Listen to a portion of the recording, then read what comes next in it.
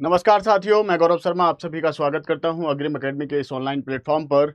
और साथियों, हम लोग इस क्लास में कर रहे थे एसएससी जीडी के प्रीवियस ईयर के क्वेश्चंस को, जो कि आपके आने वाले पेपर के लिए बहुत ज़्यादा महत्वपूर्ण होने वाले हैं। और इस श्रृंखला में हमारी आज ये चौथी क्लास है और एंशिएंट हिस्ट्री आज की क्लास के साथ ही हम आज समाप्त कर लेंगे। तो फटाफट से जुड़ जाओ भाई। और देखो भाई, सेट 4 है आज और ये एंशिएंट हिस्ट्री का लास्ट क्लास भी है। और गुप्ता डायनेस्टी और लेटर गुप्ता से आपको सवाल मिलने वाले हैं और लेटर मौर्य के भी क्वेश्चन होंगे इसमें आपको। तो अब फटाफट से एक एक करके क्वेश्चंस को करते हैं सॉल्व। सारे ही पेपर के लिए बहुत महत्वपूर्ण सवाल हैं जो प्रीवियस ईयर में पूछे गए हैं या आपके आने वाले पेपर के लिए में जो है बहुत महत्वपूर्ण साबित होंगे। आने की पूरी प्रबल संभावना भी रहेगी। आइए तो फटाफट से करते हैं शुरू। आपसे क्वेश्चन पहला ही पूछा गया है कि गुप्त काल की शुरुआत किसके द्वारा की गई थी? गुप्ता एम्पायर। चलो ध्यान देंगे। देखिए, अगर हम गुप्ता एम्पायर की बात करें तो गुप्त एम्पायर का जो फाउंडर है उसका नाम है श्रीगुप्त। क्या नाम है? श्रीगुप्त, जिसके द्वारा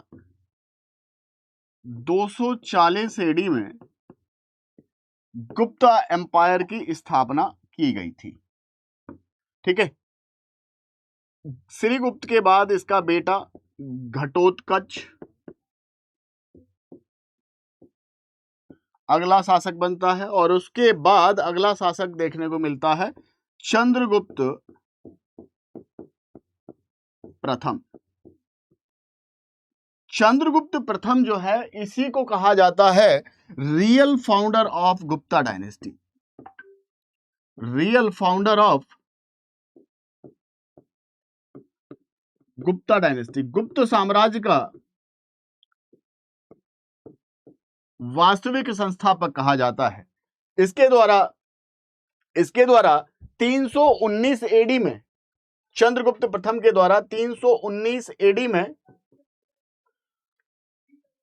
शासन शुरू किया गया था। और जब अपना राज्याभिषेक करवाया 319 एडी में, तो इसके द्वारा एक उपाधि धारण की गई थी महाराजाधिराज की। महाराजाधिराज बहुत ही इंपॉर्टेंट सवाल है पेपर के लिए। पहला शासक है जिसने महाराजाधिराज की उपाधि धारण की थी। तो आपके पास जो आंसर हो जाएगा, क्योंकि गुप्त काल की शुरुआत पूछी है हमसे, तो सीधा सीधा आप श्रीगुप्त को ही लगाएं। क्योंकि रियल फाउंडर अगर कहीं लिखा होता तो फिर आप चंद्रगुप्त फर्स्ट को लगाते, या श्रीगुप्त ऑप्शन में होना होता तब आप चंद्रगुप्त प्रथम को लगाते। ठीक है जी। आओ नेक्स्ट क्वेश्चन। नेक्स्ट क्वेश्चन पर ध्यान देंगे। लिच्छवी दौहित्र किसे कहा गया है? लिच्छवी दौहित्र किसको कहा गया है? देखो भाई,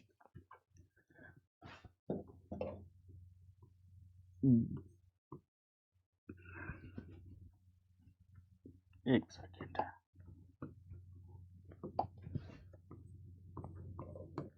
चंद्रगुप्त प्रथम और इसकी शादी हुई थी चंद्रगुप्त प्रथम की कुमार देवी के साथ। ठीक है। कुमार देवी का बेटा समुद्रगुप्त।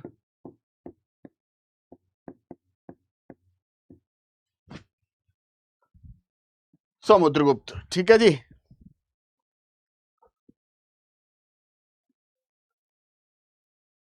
ध्यान देंगे, समुद्रगुप्त को कहा जाता है लिच्छवी दौहित्र। क्यों कहा जाता है, सवाल यह है। तो देखो, कुमार देवी जो थी वो लिच्छवी वंश की महिला है। किस वंश की? लिच्छवी वंश की महिला है। ठीक है जी। और लिच्छवी दौहित्र का मतलब है, लिच्छवी दौहित्र का मतलब है नाती, मतलब बेटी का बेटा। तो लिच्छवियों के लिए समुद्रगुप्त जो था उनकी बेटी का बेटा था, इसलिए उसको जो है लिच्छवी दौहित्र कहा गया है। कहाँ कहा गया है? तो प्रयाग प्रशस्ति में समुद्रगुप्त को लिच्छवी दौहित्र कह के संबोधित किया गया है। ठीक है जी। तो ध्यान रखिएगा, आंसर आपके पास डी हो जाएगा, समुद्रगुप्त। ठीक है जी, आओ नेक्स्ट क्वेश्चन। सारे बड़े अच्छे सवाल हैं और सारे वो सवाल हैं जो पेपर में आपसे लगातार पूछे जाते हैं। देखो भाई, क्या पूछ रहा है कि प्रयाग प्रशस्ति के लेखक हरिसेन निम्नलिखित में से किस गुप्त सम्राट के दरबारी कवि थे? किस गुप्त सम्राट के दरबारी कवि थे भाई, बताएंगे? तो ध्यान रखिएगा, जो प्रयाग प्रशस्ति है,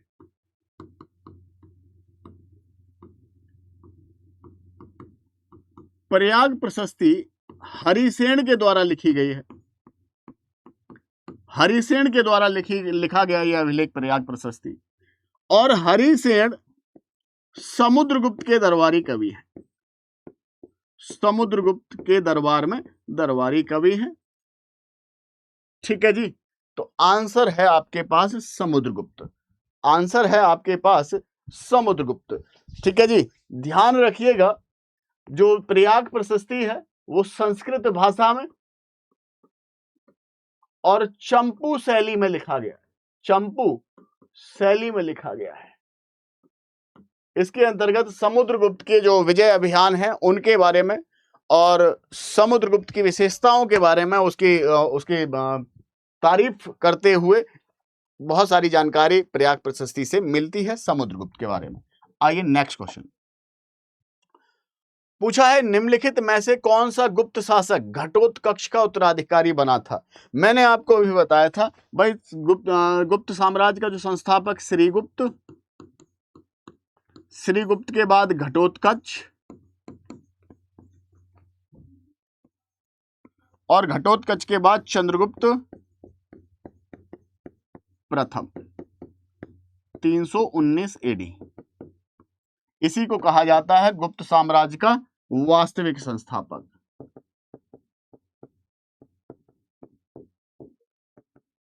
गुप्त साम्राज्य का वास्तविक संस्थापक कहा जाता है चंद्रगुप्त प्रथम को। ठीक है जी, इसके द्वारा महाराजाधिराज की उपाधि धारण की गई थी पहली बार, महाराजाधिराज। तो ये आप ध्यान रखेंगे, इंपॉर्टेंट हो जाएगा आपके पेपर के लिए। तो आंसर है चंद्रगुप्त प्रथम। चलो नेक्स्ट क्वेश्चन। किस राजा को उसके सिक्कों पर वीणा बजाते हुए दिखाया गया है? किस राजा को उसके सिक्कों पर वीणा बजाते हुए दिखाया गया है? भाई इंपॉर्टेंट सवाल है, बहुत इंपॉर्टेंट सवाल है। अगर आप पता है तो कमेंट बॉक्स में आंसर करिए, बाकी लोग इधर देखेंगे। किस राजा को उसके सिक्कों पर वीणा बजाते हुए दिखाया गया है? देखो भाई, जो समुद्रगुप्त है, समुद्रगुप्त के सिक्के हैं ये, समुद्रगुप्त के जो सोने के सिक्के हैं उन पर समुद्रगुप्त को वीणा बजाते हुए दिखाया गया है, क्योंकि समुद्रगुप्त जो था वो संगीत प्रेमी है। कौन था? संगीत प्रेमी था, इसीलिए वीणा वादन भी करता है, और वीणा वादन करते हुए ही इसके सिक्कों पर चित्रित किया गया है। किसको? समुद्रगुप्त को। चलो याद रखेंगे, ध्यान रखेंगे। नेक्स्ट ध्यान दीजिए। नेक्स्ट आपसे पूछा गया है कि वाकाटक वंश का सीधा संबंध किस गुप्त सम्राट से था? किस गुप्त सम्राट से था? है पता किसी को? पता है तो कमेंट करिए, और नहीं तो आगे ध्यान दीजिए। देखो भाई, वाकाटक वंश के शासकों का संबंध गुप्त वंश में था। पहली बात तो गुप्त वंश के शासकों के साथ था, वैवाहिक संबंध थे गुप्त वंश में, वाकाटक वंश के। और गुप्त वंश में आपको पता हो, चंद्रगुप्त द्वितीय, चंद्रगुप्त द्वितीय की पत्नी का नाम था कुबेरनाग। क्या नाम था? कुबेरनाग। ठीक है जी, कुबेरनाग की बेटी थी प्रभावती गुप्त। कौन? प्रभावती गुप्त। और प्रभावती गुप्त की शादी वाकाटक वंश के शासक रुद्रसेन द्वितीय के साथ हुई थी। रुद्रसेन द्वितीय के साथ हुई थी, और रुद्रसेन द्वितीय किस वंश से है? ये वाकाटक वंश से है। तो भाई याद रहेगा, वाकाटक वंश का सीधा संबंध एक तो गुप्त वंश से था और गुप्त सम्राट चंद्रगुप्त द्वितीय के साथ था। ठीक है जी, उसकी बेटी से शादी किया था। कौन? रुद्रसेन द्वितीय। ध्यान रहेगा चंद्रगुप्त द्वितीय। कोई दिक्कत नहीं किसी को भाई, कोई दिक्कत नहीं किसी को। चलो तो नेक्स्ट क्वेश्चन पे ध्यान दो। नेक्स्ट आपसे पूछा गया है कि निम्नलिखित में से चंद्रगुप्त द्वितीय के दरबार में नवरत्नों में से किसने मंत्र शास्त्र लिखा था? देखो भाई, जो मंत्र शास्त्र लिखा गया, मंत्र शास्त्र लिखा था बेताल भट्ट ने। किसके द्वारा? बेताल भट्ट। बेताल भट्ट के द्वारा लिखा गया था। किसके द्वारा लिखा गया था? बेताल भट्ट के द्वारा लिखा गया था। और जो बेताल भट्ट है ना, ये चंद्रगुप्त द्वितीय के दरबार में एक तो नवरत्नों में शामिल था, दूसरी बात यह है कि ये बेताल भट्ट एक जादूगर था। तो जो मंत्र शास्त्र है वो जादू और तंत्र मंत्र पर लिखी गई किताब है, तंत्र मंत्र पर लिखी हुई किताब है। ठीक है, किसके द्वारा?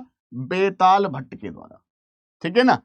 कालिदास भी इसके नवरत्नों में शामिल थे, इधर अमर सिंह भी इसके नवरत्नों में शामिल थे। अमर सिंह के द्वारा अमरकोश लिखा गया। ठीक है ना। कालिदास के द्वारा अभिज्ञान शाकुंतलम,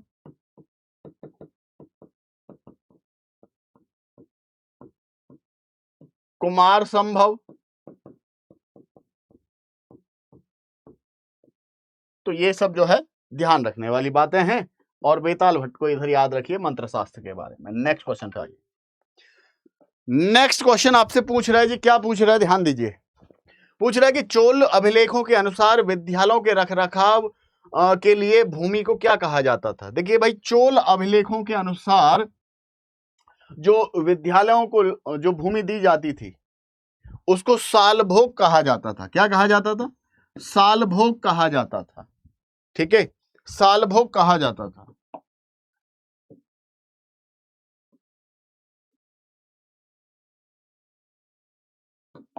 देखो, सालभोग कहा जाता था। जो ब्राह्मणों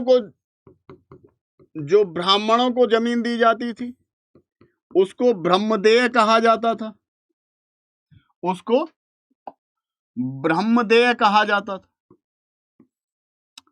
कोई दिक्कत नहीं। जो ब्राह्मणों को जमीन दी जाती थी उसको ब्रह्मदेय कहा जाता था। गैर ब्राह्मण किसानों को जो जमीन दी जाती थी, गैर ब्राह्मण को जो जमीन दी जाती थी, गैर ब्राह्मण किसान, तो उसको कहा जाता था वेलन वगई। वेलन वगई इसको कहा जाता था। ठीक है जी। और जो मंदिरों को भूमि दान दी जाती थी, जो मंदिरों को दान दी जाती थी उसको देवदान कहा जाता था। उसको देवदान कहा जाता था। और एक और याद रखेंगे, जो जैन संस्थानों को जमीन दी गई है चोल साम्राज्य के दरमियान, जैन संस्थानों को जो जमीन दी गई है उनको यहां पर पलिच्छदम कहा गया है। पलिच्छदम कहा गया है। तो भाई ये याद रखिएगा सारे जो पॉइंट्स हैं। नेक्स्ट आ जाते हैं नेक्स्ट क्वेश्चन पे। सारे बड़े अच्छे सवाल हैं, सारे ही बड़े अच्छे सवाल हैं। ध्यान देंगे। आपसे क्या पूछ रहा है? सुदर्शन झील के बारे में विस्तृत जानकारी गिरनार जूनागढ़ में एक शिलालेख में दी गई है। बिल्कुल ठीक बात है, जिसे शक शासक डैश की उपलब्धियों को दर्ज करने के लिए लिखा गया था। देखो भाई, ये जो अभिलेख है ये है शक शासक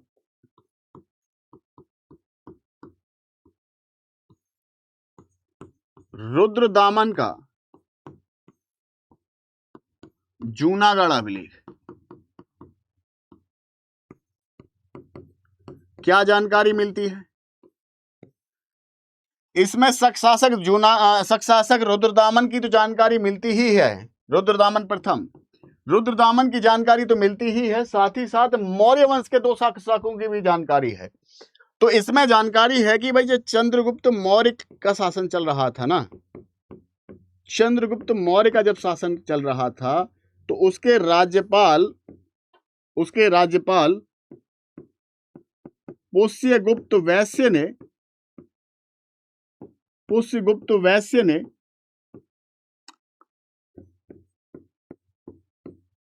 सुदर्शन झील का निर्माण करवाया था। सुदर्शन झील का निर्माण करवाया था, है ना। फिर बताता है कि अशोक के टाइम पर तुषास्प नाम के राज्यपाल ने सुदर्शन झील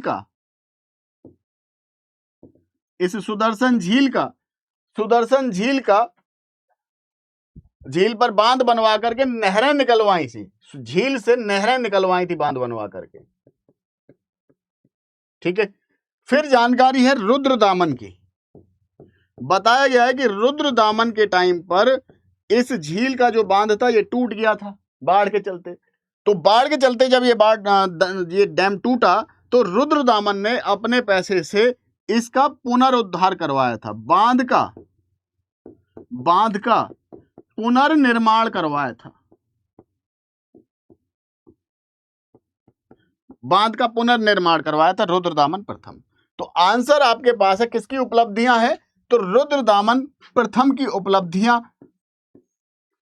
जूनागढ़ अभिलेख में, ठीक है ना। ये जिसे आप गिरनार का अभिलेख कहते हैं, गिरनार से आपको मिला था ये, ठीक है ना, गिरनार गुजरात। नेक्स्ट आपसे पूछ रहा है कि शिलालेखों के अनुसार पुष्यमित्र शुंग निम्नलिखित में से किस देवता को मानता था। भाई किस देवता को मानता था पुष्यमित्र शुंग। देखो अयोध्या अभिलेख से जानकारी मिलती है, अयोध्या अभिलेख से जानकारी मिलती है। क्या जानकारी मिलती है कि शुंग वंशीय शासक पुष्यमित्र शुंग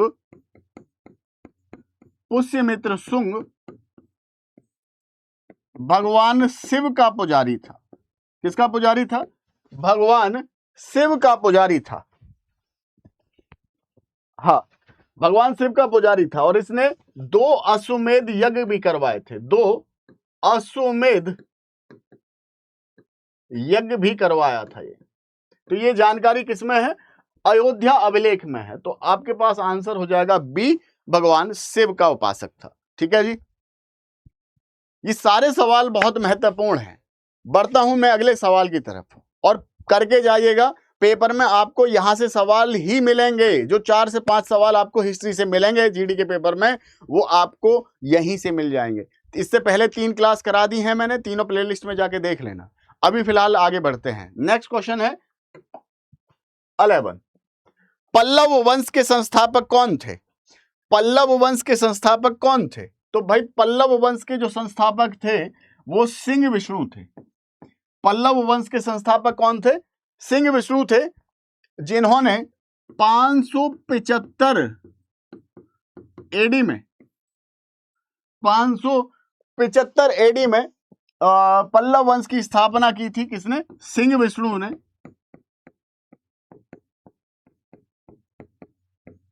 और कांचीपुरम को अपनी राजधानी बनाए थे। कांचीपुरम को अपनी राजधानी इनके द्वारा बनाई गई थी। और जो ये सिंह विष्णु है, ध्यान रखना इसके बारे में पेपर में पूछा जाता है, वैष्णव धर्म को फॉलो करता था। कौन सा धर्म? वैष्णव धर्म को फॉलो करता था। ठीक है जी, ऑप्शन डी हो जाएगा आपके पास सही आंसर। ध्यान दीजिए नेक्स्ट क्वेश्चन पर। निम्नलिखित में से कौन पांड्यन साम्राज्य का बंदरगाह है? निम्नलिखित में से कौन पांड्यन साम्राज्य का बंदरगाह है? तो देखो भाई, पांड्यन साम्राज्य का जो बंदरगाह था वो कोरकोई था। कौन सा था? कोरकोई था। यहां से एक तो मोती व्यापार की जानकारी और मछली व्यापार की जानकारी मिलती है। और अभिलेखों से यह पता चलता है कि यहां से रोम और अन्य पश्चिमी देशों के साथ व्यापार होता था। क्या होता था? व्यापार होता था, व्यापार किया जाता था। ठीक है जी। और पांड्य वंश की जो राजधानी थी पांड्य साम्राज्य की जो राजधानी थी वो मदुरई थी, पूछी जाती है कहां थी, मदुरई। और पांड्य साम्राज्य का जो राजकीय चिन्ह था, राजकीय चिन्ह वो था मछली। ध्यान रखना पेपर में पूछा जाता है इसलिए लिखवा दिया है, ठीक है जी। संगम साहित्य में पूरी जानकारी है इसके बारे में कि भाई रोम और अन्य पश्चिमी देशों के साथ व्यापार होता था, और जो कोरकोई बंदरगाह था यहाँ से मोती व्यापार और मछलियों का व्यापार बहुत बड़े पैमाने पर किया जाता था। तो चलिए ध्यान रखेंगे। नेक्स्ट क्वेश्चन पूछ रहा है कि दंतीवर्मन या दंतीदुर्ग निम्नलिखित में से किस राजवंश के संस्थापक थे। दंतीवर्मन या दंतीदुर्ग निम्नलिखित में से किस राजवंश के संस्थापक थे। तो ध्यान रखना दंतीवर्मन राष्ट्रकूट वंश के संस्थापक हैं। किस वंश के संस्थापक थे, राष्ट्रकूट वंश के संस्थापक थे, जिनकी राजधानी कहां थी, मान्यखेत थी। मान्यखेत या जिसको आप मालखेत लिखते हैं, मालखेड़, मान्यखेत या मालखेड़ थी इनकी राजधानी कर्नाटक में, ठीक है।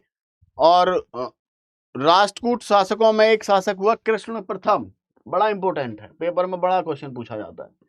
कृष्ण प्रथम हुआ एक शासक, और इसके द्वारा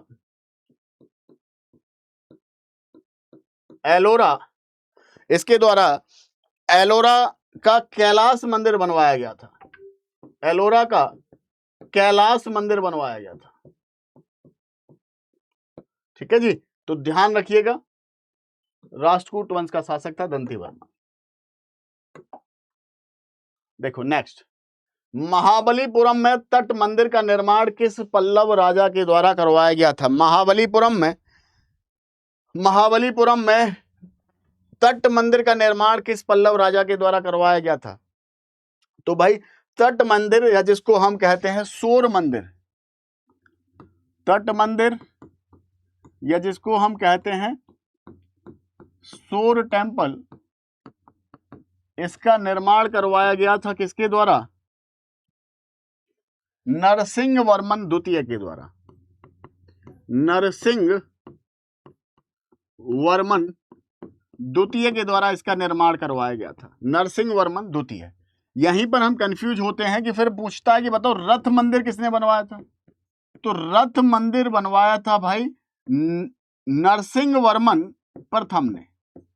नरसिंह वर्मन प्रथम के द्वारा रथ मंदिरों का निर्माण करवाया गया था, और नरसिंह वर्मन द्वितीय ने तट मंदिरों का निर्माण करवाया था। तट मंदिर ही पूछा ना, हाँ, महाबलीपुरम का तट मंदिर। तो नरसिंह वर्मन द्वितीय आपके पास हो जाएगा, जिसमें 3 मंदिर हैं। इस तट मंदिर में 3 मंदिर हैं, जिसमें 2 भगवान शिव के लिए समर्पित हैं और 1 भगवान विष्णु के लिए समर्पित है, ठीक है जी, ध्यान रखेंगे। नेक्स्ट आ जाओ, क्या पूछ रहा है, बंगाल में सिद्धेश्वर महादेव मंदिर किस राजवंश की वास्तुकला को दर्शाता है। ध्यान रखना पाल वंश की वास्तुकला को दर्शाता है। पाल वंश के शासकों के द्वारा सिद्धेश्वर महादेव मंदिर का निर्माण करवाया गया था। हाँ, निम्नलिखित कुषाण राजाओं में से कौन कुषाण वंश का संस्थापक था। तो देखो भाई कुषाण वंश का जो संस्थापक था, जो कुषाण वंश का संस्थापक था, उसका नाम था कुजुल कडफिसेस।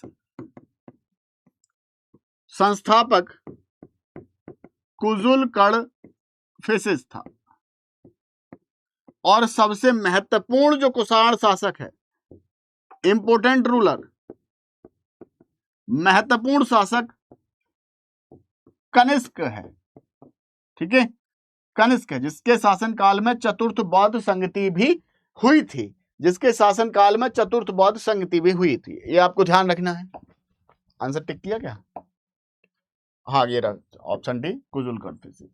नेक्स्ट देखो, मालविकाग्नि मित्रम 5वीं शताब्दी ईसा पूर्व का एक नाटक किसके द्वारा लिखा गया है।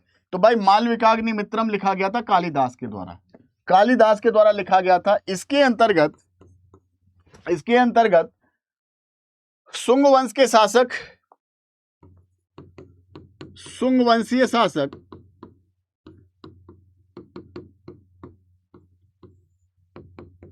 अग्निमित्र और उनकी प्रेमिका मालविका का प्रेम प्रसंग का विवरण है। प्रेम प्रसंग का विवरण है किसमें? मालविकाग्निमित्रम में। ठीक है जी, कालिदास के द्वारा लिखा गया है। कालिदास डैश किसके दरबार में एक प्रसिद्ध कवि थे? बताओ भाई, कालिदास किसके दरबार में प्रसिद्ध कवि थे? तो ध्यान रखना, कालिदास चंद्रगुप्त द्वितीय के दरबार के प्रसिद्ध कवि थे और नवरत्नों में, चंद्रगुप्त द्वितीय के 9 रत्नों में शामिल थे। कौन? कालिदास।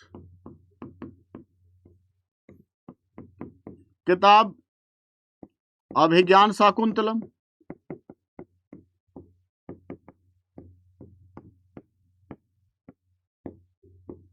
कुमार संभव, मेघदूत, ये सारी इन्हीं की किताब है।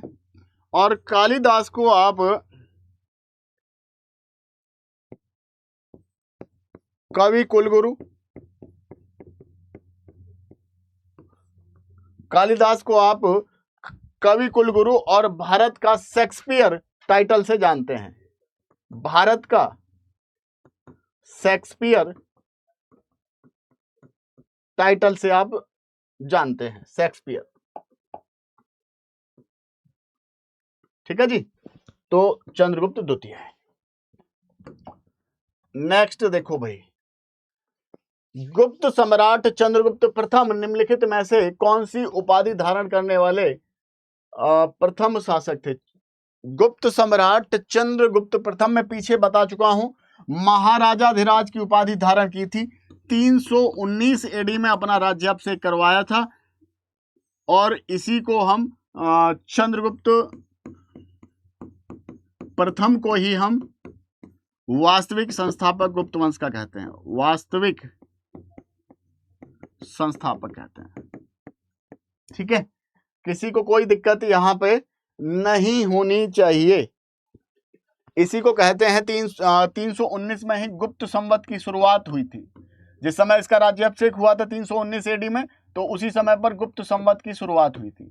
कई जगह पर आपको यहाँ पर 320 एडी लिखा हुआ भी मिल जाए तो घबराने की जरूरत नहीं है। कई सारी किताबों में 320 एडी लिखा हुआ भी मिलता है। ठीक है जी, तो ये सारे पेपर के सवाल हैं, महत्वपूर्ण सवाल हैं, एक एक सवाल महत्वपूर्ण है। ध्यान दो, सती प्रथा का पहला अभिलेख उदाहरण किस काल से मिलता है? तो भाई गुप्त काल से मिलता है, गुप्त काल से मिलता है। और ये है कौन सा अभिलेख? ऐरण अभिलेख। ऐरण अभिलेख कहां से मिला है? तो ये मिला है सागर मध्य प्रदेश से, सागर मध्य प्रदेश से मिला है। और इसमें क्या जानकारी है? तो गुप्त शासक भानुगुप्त, गुप्त शासक भानुगुप्त के टाइम का है। और इसमें जानकारी है कि इनका एक सेनापति है, इनका एक सेनापति है और सेनापति का नाम बताया गया है गोपराज। गोपराज, ये गोपराज हूणों से अभियान करते हुए मारा जाता है, मतलब हूणों के साथ लड़ते हुए मारा जाता है। और जब मारा जाता है तो इसकी जो पत्नी थी, पत्नी हो गई विधवा। और जब पत्नी विधवा हो गई तो इसकी पत्नी ने आत्मदाह कर लिया था, अग्नि को समर्पित कर दिया था स्वयं को। तो इस कहानी का जिक्र जो है वो ऐरण अभिलेख में है, जो पहला सती प्रथा का अभिलेखीय उदाहरण है भाई, पहला सती प्रथा का अभिलेखीय उदाहरण है। बहुत ही महत्वपूर्ण सवाल है, बहुत ही महत्वपूर्ण सवाल है। अगर पेपर में आ जाएगा फंस जाओगे, तो इसलिए ध्यान रखिएगा। इधर आओ, नेक्स्ट। शकों पर विजय के बाद निम्नलिखित में से किसने विक्रमादित्य की उपाधि धारण की थी? भाई चंद्रगुप्त द्वितीय के द्वारा, चंद्रगुप्त द्वितीय के द्वारा शकों को पराजित करने के बाद विक्रमादित्य की उपाधि धारण की गई थी। और इसके द्वारा शकों को हराने के बाद ही चांदी का सिक्का जारी किया गया था, चांदी का सिक्का जारी किया गया था, जिसको क्या कहा जाता था? जिसको क्या कहा जाता था? रूपक कहा जाता था, रूपक कहा जाता था। चांदी का सिक्का जारी किया था इसके द्वारा, शकों को हराने के चलते ही इसको सकारी भी कहा जाता है, सकारी भी कहा जाता है। शकों को हराया था इसलिए चंद्रगुप्त द्वितीय को आप सकारी भी कहते हैं। चलो नेक्स्ट, पुलकेशिन द्वितीय ने उत्तर भारत के निम्नलिखित शासकों में से किसको पराजित करने के बाद दक्षिण पथेश्वर की उपाधि धारण की थी? देखो, पुलकेशिन द्वितीय ने उत्तर भारत का शासक हर्षवर्धन अपना साम्राज्य विस्तार करते हुए जब दक्षिण की तरफ बढ़ता है तो इधर से रेस्पॉन्स करता है पुलकेशिन द्वितीय। दोनों में युद्ध लड़ा जाता है। कहां पर? नर्मदा नदी के तट पर युद्ध लड़ा जाता है और इस युद्ध में हर्षवर्धन हार जाता है। हर्षवर्धन हार जाता है, जिसके बाद पुलकेशिन द्वितीय ने दक्षिण पथेश्वर की उपाधि धारण की, दक्षिण पथेश्वर की उपाधि धारण की। ठीक है जी, किसकी उपाधि धारण की? दक्षिण पथेश्वर की उपाधि धारण की थी। इसकी जानकारी कहां से मिलती है? तो इसकी जो जानकारी मिलती है वो मिलती है हमें ऐहोल अभिलेख से। किससे? ऐहोल अभिलेख से जानकारी मिलती है इस घटना की। ध्यान रखना, आंसर हो जाएगा हर्षवर्धन। चोल काल के दौरान भूमि का एक प्रकार ब्रह्मदेय होता था। देखिए, ब्रह्मदेय मैंने पीछे बताया, ब्राह्मणों को जो उपहार में जमीन दी जाती थी उसको ब्रह्मदेय कहा जाता था। गैर ब्राह्मण किसानों को जो जमीन दी जाती थी उसको बोला जाता था वेलन वगई। मंदिरों को जो उपहार में दी जाती थी उसको बोला जाता था देवदान। ठीक है, तो ये आप ध्यान रखेंगे। नेक्स्ट, चोल साम्राज्य में वेटी शब्द किससे संबंधित है? तो भाई, चोल साम्राज्य में वेटी शब्द जबरन मजदूरी से संबंधित है और ये जबरन मजदूरी राजा के लिए कराई जाती थी। राजा के लिए जो मजदूरी कराई जाती थी उसके बदले में पेमेंट नहीं किया जाता था, तो एक तरीके का वो फोर्सफुल लेबर होती थी। राजा के बदले में, राजा के लिए जो काम कराया जाता था उसका पेमेंट नहीं किया जाता था। ठीक है, और वो एक तरीके की जबरन मजदूरी होती थी, उसको क्या कहा जाता था? वेटी कहा जाता था। ये शब्द चोल साम्राज्य में चलता था। ठीक है जी, नेक्स्ट, सातवाहनों का सबसे महान शासक कौन था?